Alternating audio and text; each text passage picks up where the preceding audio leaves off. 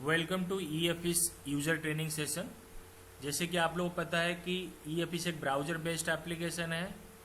तो आप browser open कीजिए, उसके बाद हर जोन के लिए एक यूआरएल सेट किया गया है। जैसे ईस्ट कोस्ट रेलवे के लिए आप देख पा रहे हैं, उसको आप एंटर कीजिए ब्राउज़र में। उसके बाद आपको ई ऑफिस का पोर्टल खुल जाएगा।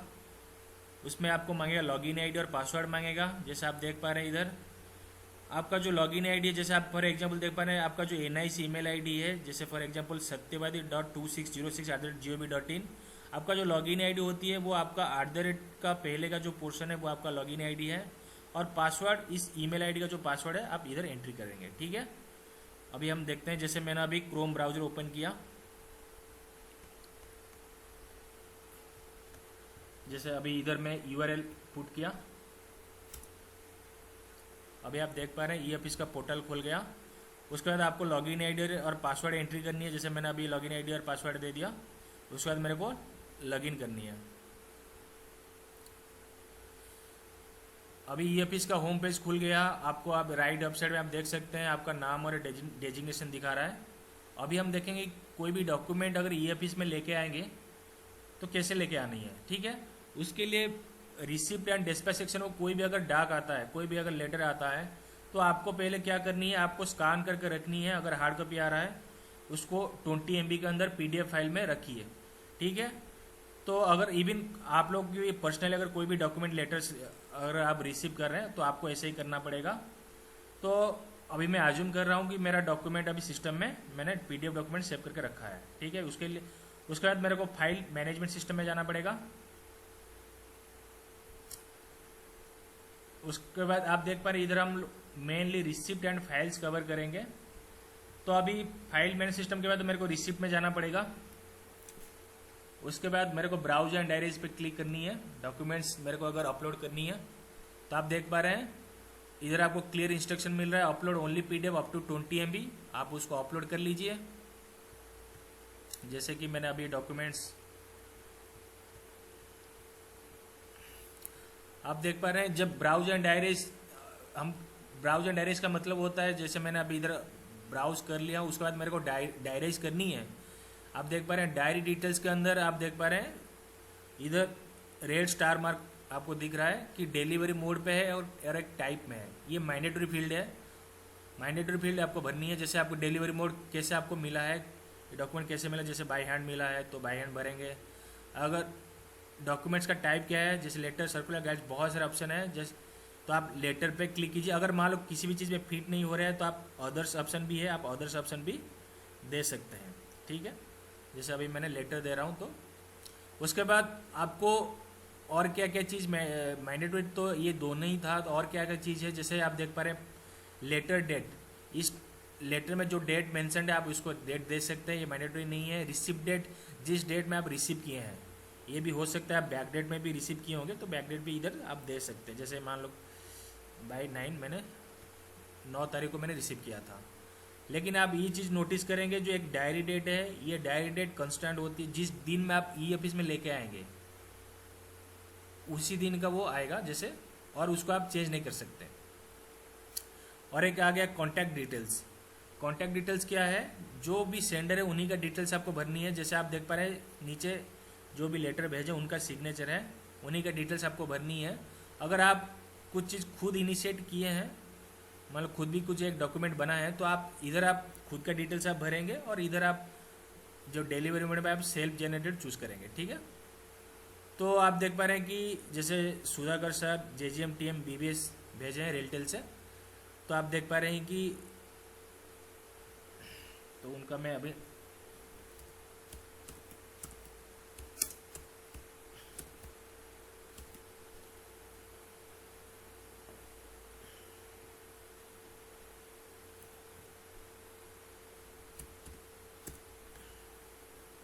एड्रेस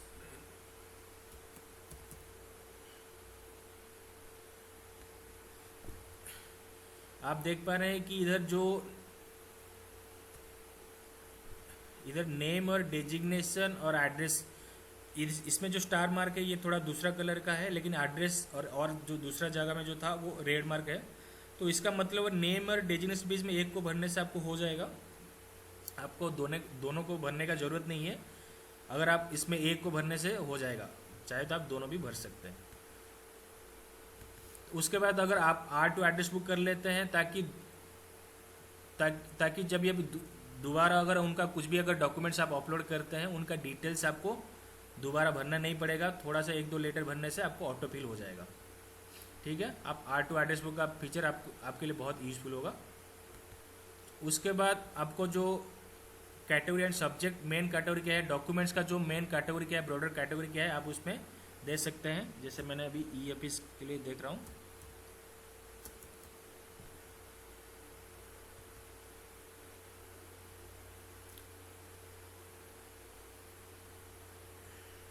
अगर कुछ भी नहीं मिला तो मैं अभी मिसलेनियस दे रहा हूँ।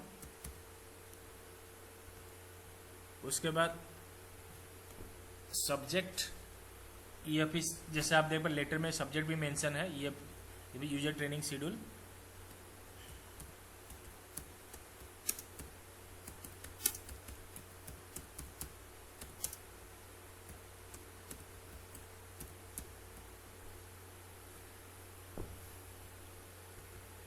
उसके बाद आपको ऑप्शन आ रही है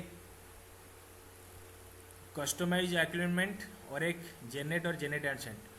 ऐसा डॉक्यूमेंट्स इधर आपने अपलोड कर लिया, इसका मतलब नहीं वो EFS में आ जाता है। उसके जब तक आप डायराइज करके उसको डायराइज नंबर जनरेट नहीं करते, रिसिप्ट नंबर एक जनरेट नहीं करते, तब तक वो EFS में नहीं आती है। तो आप देख पा रहे हैं इधर एक कस्टमाइज एक्यूरेंट का मतलब क्या होता है। अगर आपको सेंडर को अगर आप रिसीविंग कॉपी देनी होती है तो आप कस्टमाइज एक्यूरेंट पे क्लिक कर सकते हैं, नहीं तो आप उसको स्किप भी कर सकते हैं। नहीं देना है तो स्किप भी कर सकते हैं। ठीक है, जैसे कि अभी मैंने दे रहा हूँ। तो उसके बाद जेनरेट और जेनरेट एंड सेंड, इसका बीच में डिफरेंस क्या है। जेनरेट का मतलब होता है कि जो भी डॉक्यूमेंट्स आप लेके आ रहे हैं अभी आप अपने पास सेव करके रख लीजिए। अब EFS में अपने पास सेव करके रख लीजिए। आप अपने सुविधा के हिसाब से जिसको भेजना है इंटरनली भेज सकते हैं। जेनरेट एंड सेंड का मतलब होता है अभी तुरंत अगर किसी को भेजनी है इंटरनली तो आप भेज सकते हैं। ठीक है, एक 2 का ऑप्शन आ जाएगा। तो अभी मैं फिलहाल जनरेट करता हूँ। आप देख पा रहे हैं जो मैंने उधर इंफॉर्मेशन भरी थी उसी हिसाब से अब सिस्टम ने उधर एक मैंने कस्टमाइज एक्यूरेंट पे क्लिक किया था, इसीलिए सिस्टम ने एक डिफ़ॉल्ट एक्यूरेंट लेटर बना लिया। जैसे टू सुधाकर बेहरा, रेल बेहरा, सुधाकर बेहरा जो सेंडर है उन्हीं को एक सिस्टम ने एक डिफ़ॉल्ट एक्यूरेंट लेटर बना लिया। उसके बाद आपको कंटिन्यू पे क्लिक करनी, अगर ये एक्यूरेंट अभी भेजनी है तो आप कंटिन्यू पे क्लिक कीजिए। उसके बाद सेंडर को भेजने के लिए आपका पास तीन ऑप्शन है। जैसे आप देख पा रहे हैं सेंड थ्रू ईमेल, पोस्ट और मोबाइल SMS के थ्रू आप भेज सकते हैं। अगर आपके पास ईमेल आईडी है, सेंडर का ईमेल आईडी है, तो आप उन ईमेल आईडी में भेज सकते हैं। आप देख पा रहे हैं अगर मल्टीपल ईमेल आईडी भेजना चाह रहे हैं तो आप एक के बाद आप एक कमा दीजिए, उसके बाद दूसरा मेल आईडी लिखिए। ये पोस्ट का मतलब होता है जैसे नॉर्मल पोस्ट में आप जैसे भेजते हैं, अगर पोस्ट पे क्लिक करते हैं ये एक्यूरेंट लेटर को आप डाउनलोड और प्रिंट आउट करेंगे। उसका जैसे नॉर्मली आप रजिस्टर्ड पोस्ट और जैसे या स्पीड पोस्ट में भेज रहे हैं वैसे ही भेजेंगे। अगर आप मान लो कि अगर मैं मोबाइल नंबर पे भेजना चाह रहा हूँ तो मोबाइल नंबर दे सकता हूँ। जैसे फॉर एग्जांपल आप अगर मल्टीपल नंबर पे सेंडर का मल्टीपल नंबर है तो वही एग्जैक्टली आपको सिमिलरली आपको एक कॉमा देने के बाद दूसरा नंबर आप दे सकते हैं। ठीक है, उसके बाद ये होता चाहे तो आप तीनों ऑप्शन भी दे सकते हैं। ठीक है, एक टाइम में। उसके बाद डिस्पैच डिटेल्स में क्या होता है, ये मैंडेटरी नहीं है जैसे किस डेट में डिस्पैच करें। जैसे मैं कि आज डेट में डिस्पैच कर रहा हूँ तो आज दे रहा हूँ। डिस्पैचिंग रिमार्क्स कुछ दे सकते हैं, जैसे भाई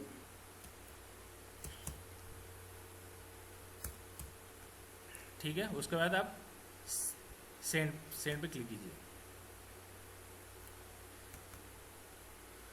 जैसे मैंने सेंड पे क्लिक कर लिया, आप देख पा रहे हैं कि जो मेरा एक्नॉलेजमेंट है वो मेरा आप देखो रिसिप्ट के नीचे एक एक्यूरेंट पार्ट है। आप देख पा रहे हैं इसके एक्यूरेंट पार्ट में एक सेंड सेक्शन है। आप सेंड सेक्शन में देख सकते हैं कोई भी डॉक्यूमेंट जो भी आप एक्यूरेंट लेटर सेंडर को भेजें इधर आपका रिकॉर्ड में रहता है। तो आप देख पा रहे हैं subject EFS user training schedule, dispatch date, send through SMS। अगर आप चाहें तो इधर से फिर से उसको डाउनलोड प्रिंट आउट भी कर सकते हैं। उसके बाद अब जाते हैं कि एक्यूरेट पार्ट खत्म हो चुका है, सेंडर को अभी उनका मोबाइल एसएमएस में एक नोटिफिकेशन चला जाए कि उनका डॉक्यूमेंट रिसीव हो चुका है। उसके बाद आपको अभी देखनी है कि जो आपने डॉक्यूमेंट्स पीडीएफ डॉक्यूमेंट्स को अपलोड किए थे वो कहाँ पे रहेगा, आपने जनरेट किए थे तो इसीलिए वो रिसिप्ट पार्ट के नीचे एक क्रिएटेड सेक्शन है, वो उधर स्टोर होकर रह जाता है। आप देख पा रहे हैं एक कंप्यूटर नंबर जनरेट हुआ है, रिसिप्ट नंबर भी इधर जनरेट हो चुका है, यूनिक नंबर। तो उसके बाद subject EAP user training schedule अभी हम फिलहाल जो लेके आए हैं, मिसलेनियस फाइल्स हम चूज़ किए थे, तो अभी आपके पास आ चुका है। तो अभी आप अगर जैसे डेस्पैच सेक्शन में होता है ना, वो ऐसे ही उसको डायराइज करेंगे, जनरेट करेंगे, उसके बाद और किसको भेजनी है डिपार्टमेंटल, जैसे आज पर योर वर्क फ्लो आप उसको भेजेंगे। आपको क्या करनी है, उसके बाद आपको क्लिक करनी है, आप चाहे तो उसको डॉक्यूमेंट्स को पढ़ सकते हैं, पूरा पढ़ के उसको इस फॉर्मेट में आप भेज सकते हैं, नहीं तो ऐसे। उसके बाद आप सेंड पे क्लिक कीजिए, उसके बाद किसको भेजनी है तो आप देख पा रहे हैं इधर एक 2 ऑप्शन आ रहा है, एक सीसी ऑप्शन आ रहा है। 2 का जैसे आप देख पा रहे हैं इधर जो just like your Gmail but थोड़े सा डिफरेंस है। जैसे कि इधर आप 2 में 1 को रखेंगे, जैसे मैंने जीके राव सर को भेज रहा हूँ,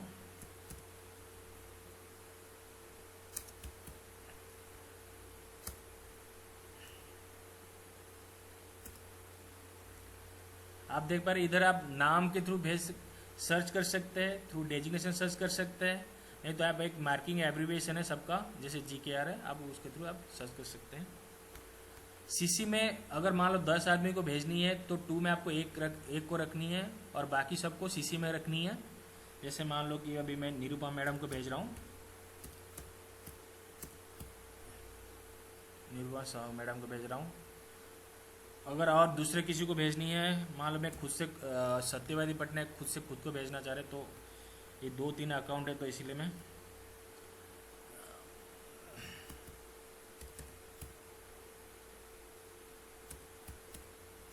सत्यवादी पटनायक, तो आप देख पा रहे हैं 2 सीसी हमने भर लिए हैं। उसमें एक सेट ड्यू डेट, इसका मतलब क्या होता है, ये एक टारगेट डेट आप सोच सकते हैं कि टारगेट डेट है कि आप टारगेट डेट सेट कर सकते हैं कि बाई 10 की बाई 11 इसमें काम करनी है, लेकिन ये मैंडेटरी नहीं है, ये अपना सीनियर के लिए है, सीनियर अपना जूनियर के लिए सेट कर सकते हैं, तो इसीलिए।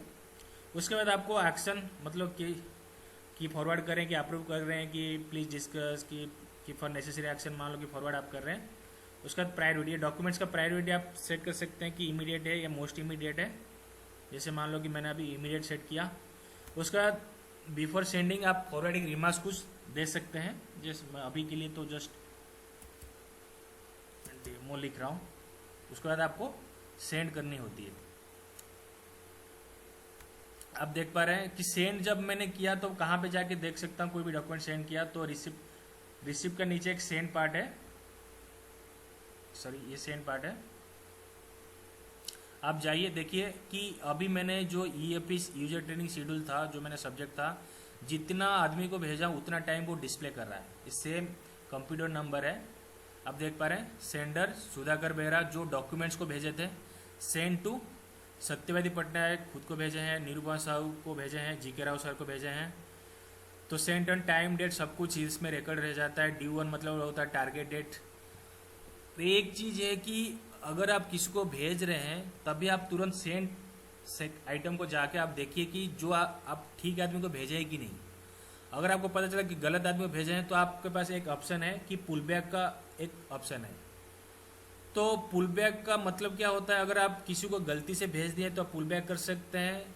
अगर आप किसी को भेजते हैं तो रिसिपेंट का इनबॉक्स में चला जाता है।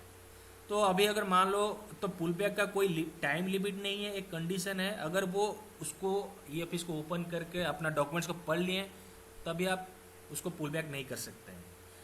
लेकिन आपको कैसे पता चले कोई भी डॉक्यूमेंट्स कोई पढ़ा है कि नहीं पढ़ा है, तो आप देख पा रहे हैं कि ये जो लोगो है, ये लोगो अगर शो नहीं करेगा उसका मतलब होता है कि वो डॉक्यूमेंट्स को पढ़ चुके हैं और आप पुल बैक नहीं कर सकते हैं। ठीक है, अगर आपको किसी से अगर मान लो किसी को गलती से भेज दिए तो आप उससे पुल बैक करना चाह रहे हैं तो आप पुल बैक कर सकते हैं। जैसे आप चाह रहे हैं कि निरूपा मैडम से पुल बैक करना चाह रहे हैं तो आप इसमें पुल बैक पे एक क्लिक कीजिए, एक डायलॉग बॉक्स खुल जाएगा। उसके लिए आपको एक रिमार्क्स लिखना पड़ेगा। कि किस लिए आप पुल बैक कर रहे हैं, कि बाय मिस्टेक हो गया। ओके पे क्लिक कीजिए।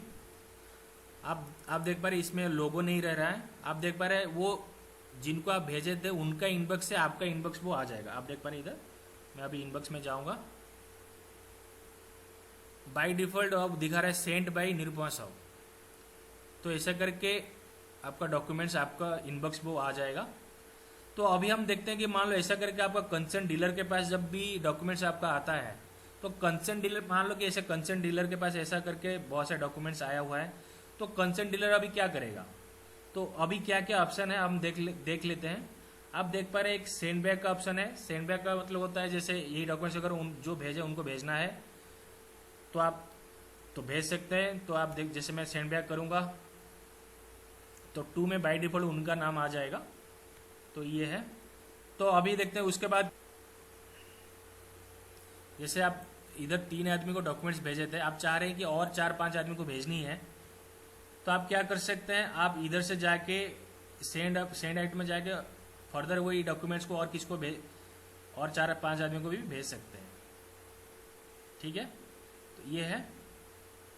तो अभी जाते हैं कि अगर इनबॉक्स में जो भी मेरा डॉक्यूमेंट्स आया है, अभी मैं क्या क्या कर सकता हूँ। मैंने सेंड बैक बता दिया, सेंड भी मैंने बता दिया। उसके बाद पुट इन ए फाइल। अगर आपको लग रहा है कि जो आपने फाइल डील कर रहे हैं उसके रिलेटेड चीज़ है तो आप फाइल में रखना चाह रहे हैं, तो आप पुट इन फाइल कर सकते हैं। इसके लिए आपको क्या करनी है, इस पर क्लिक करनी है, पुट इन फाइल में जा सकते हैं। आपका जो एग्जिस्टिंग जो फाइल है वो इधर आपका लिस्ट शो करेगा। आप जिस भी फाइल में रखना चाह रहे हैं, कोई भी फाइल में रखना चाह रहे हैं, आप इधर से इसको फाइल में, इसमें क्लिक करिए, किसी फाइल में रखना है। ये आपका फाइल लिस्ट दिखा रहा है, एग्जिस्टिंग फाइल लिस्ट दिखा रहा है जो आपने क्रिएट किए हैं। इसमें क्लिक करके उसमें अटैच कर लीजिए, वो उसमें फाइल्स में रह जाएगा, वो डॉक्यूमेंट्स फाइल्स में रह जाएगा। उसके बाद नहीं तो आप इधर से जाके अगर नया कुछ फाइल क्रिएट करनी है, इधर से जाके फाइल क्रिएट करके उसमें एक नया फाइल क्रिएट कर सकते हैं। ठीक है, नॉन एसएस में जाइए, ऐसा करके फाइल ओपन हो जाएगा। तो आप फाइल एक बना सकते हैं, उसका अंदर आप रख सकते हैं। तो अभी ये चीज़ हम लोग फाइल सेक्शन में अच्छे से देखेंगे।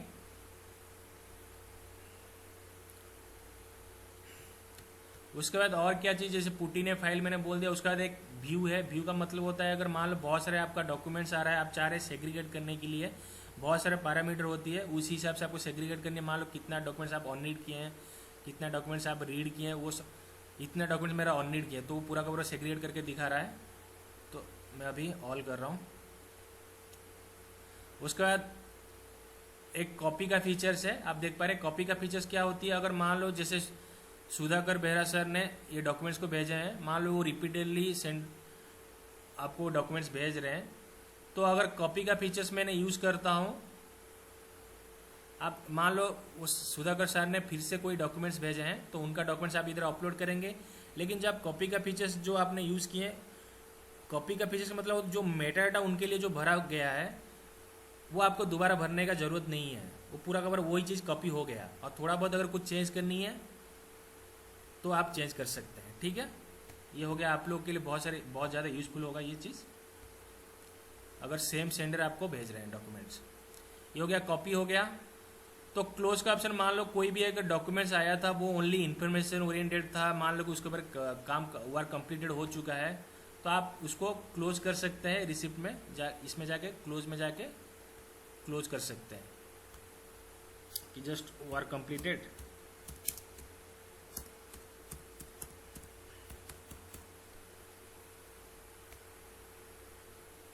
जब आप क्लोज करते हैं, ऐसा नहीं कि वो ई ऑफिस में चला जाता है, क्योंकि इधर कोई भी डॉक्यूमेंट अगर ई ऑफिस में आती है वो अपना सर्वर में स्टोर होकर रह जाता है, तो इसीलिए डॉक्यूमेंट्स डिलीट नहीं होती है। ये ओनली आप क्लोज कर सकते हैं। जैसे आप देख पा रहे हैं मैंने क्लोज किया तो वो कहाँ पे रहा, रिसिप्ट का नीचे क्लोज्ड बाय मी में आपको वो शो करेगा। आप देख पा रहे हैं ये आपका डॉक्यूमेंट्स इधर शो कर रहा है। आप चाहें तो उसको अगर रीओपन करना चाहें तो आप रीओपन भी कर सकते हैं। मैंने अभी रीओपन किया। रीओपन करने के लिए आपको रिमार्क्स लिखना पड़ेगा।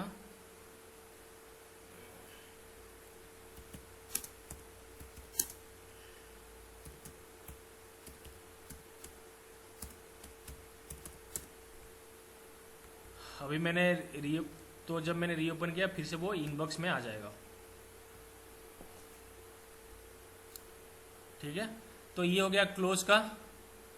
तो उसका बाद एक डिस्पैच का मतलब क्या होती है कि अगर मान लो कोई भी डॉक्यूमेंट्स आपके पास आया, आप चाह रहे हैं कि उसके लिए रिप्लाई लेटर कुछ लिखनी है, तो आप रिप्लाई लेटर लिख सकते हैं। तो जैसे आप देख पा रहे हैं इधर मैंने रिप्लाई लेटर लिखनी है, तो अब मैं अभी डिस्पैच पे क्लिक करूंगा, तो ये पूरा का पूरा वर्ड फॉर्मेट में खुल जाएगा। आप अगर रिप्लाई लेटर लिखनी है तो लिख सकते हैं। तो बेसिकली ये रिप्लाई लेटर के लिए है। जो डॉक्यूमेंट्स अगर रिप्लाई लेटर लिखनी है तो आपको डिस्पैच में जानी है। तो ये चीज़ हम लोग फाइल्स में बहुत अच्छे से कवर करेंगे। तो अभी हम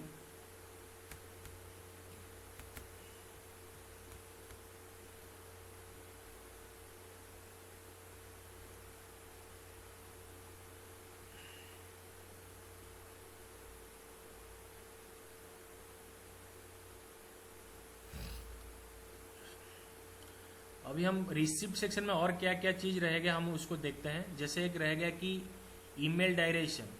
ठीक है, जैसे अभी अभी ये रिसेंटली ये फीचर्स एडेड है, तो आप देख पा रहे हैं कि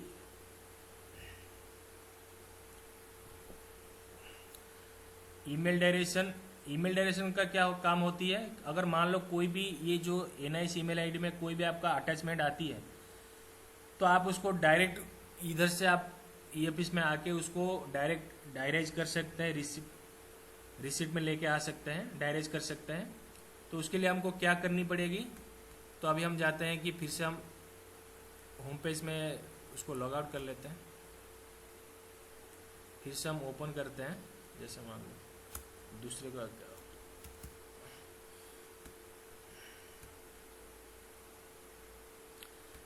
तो ईमेल डायरेक्शन में अगर आपको कोई भी डॉक्यूमेंट आपका ईमेल आईडी में आया हुआ है, तो आप इधर से आप देख पा रहे एक NIS ईमेल है, उसमें जाइए। आप देख पा रहे हैं इधर आपका नाम और पासवर्ड आ रहा है। आपको इधर आप पहले वाला चीज़ को क्लिक कीजिए, email.gov.in, साइन इन कीजिए।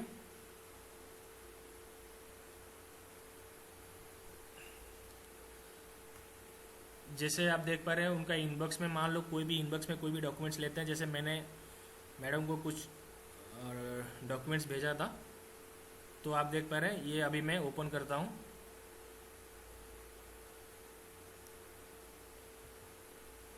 तो आप देख पा रहे हैं कि आप नीचे आप जाएंगे, जो भी इधर अटैचमेंट आया है आप इसमें आप देख पा नीचे एक मूव टू ई फाइल है, आप उस वो अटैचमेंट को डायरेक्ट कर सकते हैं, मूव टू ई फाइल कीजिए।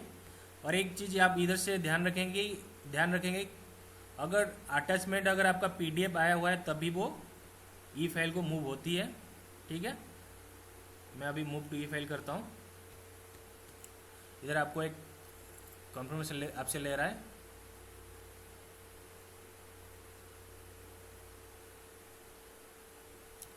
इधर आ गया one of the file could not be moved to e file, क्योंकि वो और एक जो मेरा डॉक्यूमेंट था वो वार्ड का डॉक्यूमेंट्स था, इसीलिए वो नहीं जा रहा है। तो अभी हम जाते हैं कि EFIS का जो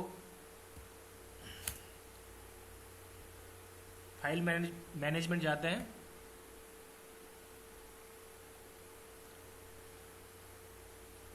अभी हम देखते हैं कि ईमेल डायरेक्शन में जाते हैं, आप देख पा रहे हैं अभी वो ये इधर आ चुका है जो अटैचमेंट मेरा था।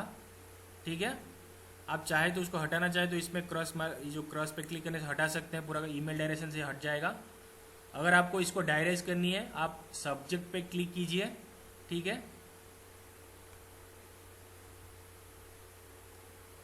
वो आपको दो ऑप्शन आ रही है कि आपको ये अटैचमेंट को आपको डायरेक्ट करनी है ना, जो मेल बॉडी में मैंने जो लिखा है उसको डायरेक्ट करनी है। अगर दोनों को करनी है तो आप दोनों को इसमें इसको ये आरो मार्क क्लिक करके ले आ सकते हैं। ठीक है, जैसे मैंने अभी अटैचमेंट को लेके आनी है, तो मैं अगर मान लो उसमें लेके आनी है तो सिलेक्ट अटैचमेंट टू मर्ज कर, इसमें आप इसको आरो मार्क पे क्लिक करके ले आ सकते हैं। और मेल बॉडी को लेके आना है तो मेल बॉडी को भी ले आ सकते हैं, ठीक है। मेल बॉडी में जो लिखा होता है उसको भी आप डायरेक्ट कर सकते हैं। उसके बाद आप डायरी, अगर उसको आप अगर इसका ऑर्डर चेंज करना चाह रहे हैं, कौन आगे रहेगा कौन पीछे रहेगा, वो ऑर्डर को भी आप इधर से चेंज कर सकते हैं, ठीक है। तो उसके बाद आप डायरी पे क्लिक कीजिए।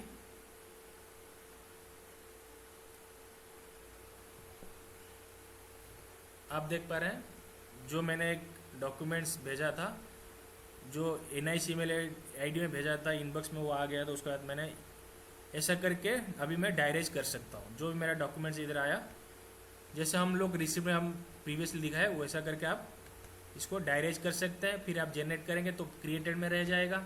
जैसे हम लोग पहले से बताए थे रिसिप्ट पार्ट में कैसे डायरेक्ट करनी है, वैसे आपका आ जाएगा। ये आपका बहुत अच्छा फीचर्स इसमें रिसेंटली ऐड हुआ है, आप उसको यूज कर सकते हैं। तो ईमेल डायरेक्ट का मतलब होता है जो भी आपका अटैचमेंट आता है उसको इधर आप डायरेक्टली डायरेक्ट कर सकते हैं, ठीक है। ये हो गया रिसिप्ट का पार्ट, हम ऑलमोस्ट ख़त्म कर लिए हैं। जैसे इधर और एक रिसाइकिल बिन है, इसका कोई पर्पस नहीं है क्योंकि कोई भी डॉक्यूमेंट्स आप डिलीट नहीं कर सकते हैं, तो इसीलिए रिसाइकिल बिन का कोई पर्पस नहीं है। और एक इनिशिएटेड एक्शन है, इसका मतलब क्या होता है, कोई भी अगर डॉक्यूमेंट किसी को आप अगर मार्क करते हैं, उसके बाद जिसको आप मार्क किए वो कुछ अगर एक्शन उसमें कुछ किए हैं तो आप उसको ट्रैक करने के लिए था। लेकिन करेंटली ये जो चीज़ अभी इंडियन रेलवेज के लिए एक्टिवेट नहीं है, ठीक है। तो अभी हम जाएंगे कि फाइल सेक्शन देखेंगे। रिसिप्ट कवर कर लिए, अभी हम फाइल सेक्शन जाएंगे, ठीक है।